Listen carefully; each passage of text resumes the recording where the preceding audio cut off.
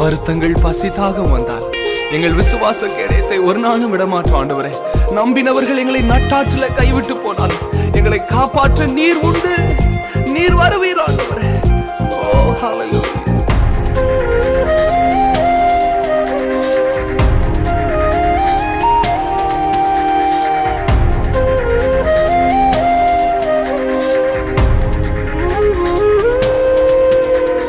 வருத்தங்கள் பசிதாகம் ஏற்பட்டாலும் எங்கள் விசுவாச கேடகம் வீழ்ந்திடாதே. வருத்தங்கள் பசிதாகம் ஏற்பட்டாலும் எங்கள் விசுவாச கேடகம் வீழ்ந்திடாதே. நம்பினோர் நட்டாற்றில் கைவிட்டாலும் என்னை காப்பாற்ற நீர் உண்டு, பயம் இல்லையே.